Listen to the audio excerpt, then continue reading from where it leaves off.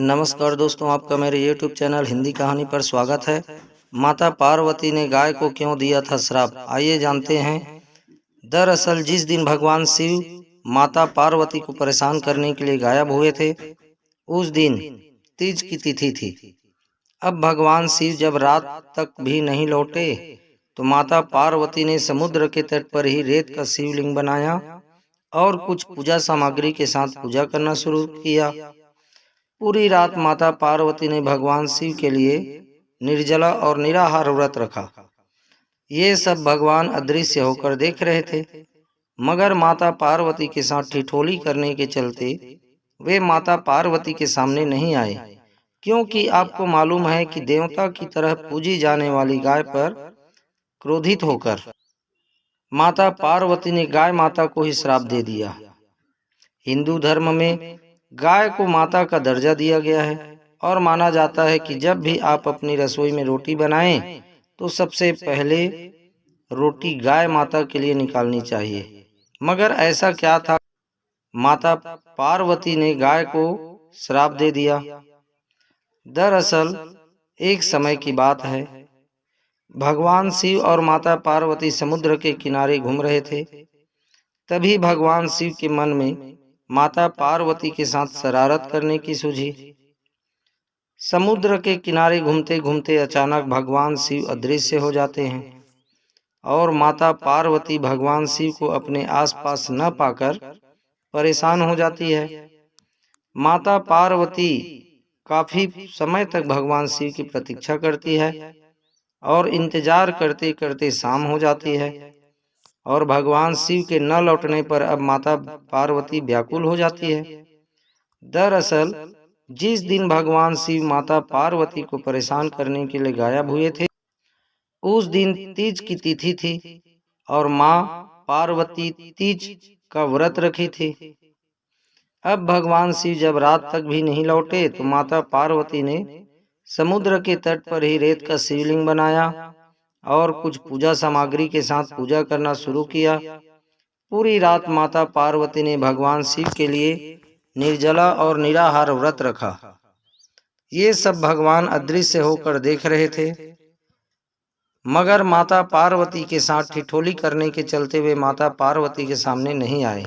माता पार्वती ने गाय के समक्ष भगवान शिव की पूजा अर्चना तो किए थे और भगवान शिव की उपस्थिति के बिना जब सुबह होने पर भी भगवान शिव माता पार्वती के समक्ष नहीं आए तो माता पार्वती ने रेत के शिवलिंग और पूजा की सामग्री को समुद्र में विसर्जित कर दिया और फिर थोड़ी ही देर बाद भगवान शिव भी माता पार्वती के समक्ष आ गए।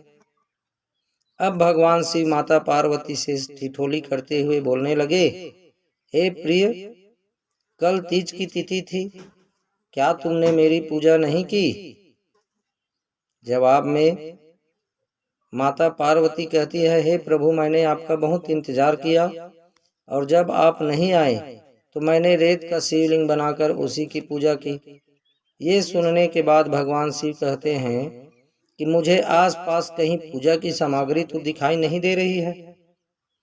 तो माता पार्वती कहती हैं कि आपके आने से कुछ ही क्षण पहले मैंने शिवलिंग और पूजा की सामग्री को समुद्र में विसर्जित कर दिया।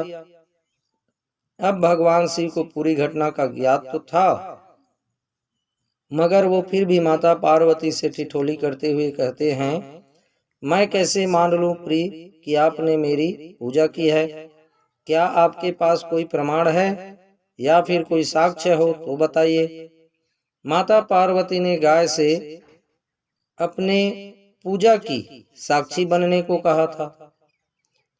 अब माता पार्वती को ये ज्ञात हो जाता है कि भगवान शिव उनके साथ मजाक कर रहे हैं, लेकिन वो भी उनके मजाक में उनका साथ देते हुए पास में खड़ी गाय को अपनी साक्षी बताती है। माता पार्वती ने गाय माता से पूछा कि हे माता, भगवान शिव को बताइए कि क्या मैंने तीज की तिथि में भगवान शिव की पूजा की? जवाब में गाय माता अपना सिर हिलाकर मना करती है।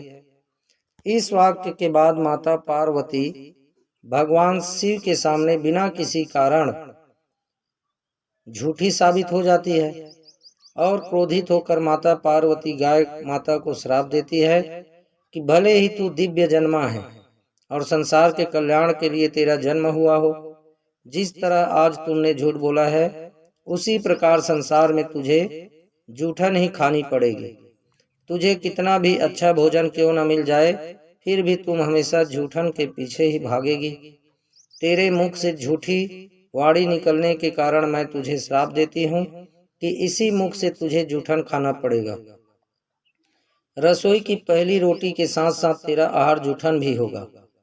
जब माता पार्वती ने गाय को ये श्राप दिया, उसी के बाद से माता के रूप में पूजे जाने के बाद भी, अच्छा आहार मिलने के बाद भी गाय माता जूठन ही खाती है। मित्रों, मुझे विश्वास है कि यह सुंदर माता पार्वती और तीज व्रत की जो कथा है और गौ माता को श्राप देने वाली कथा आपको अच्छी लगी होगी।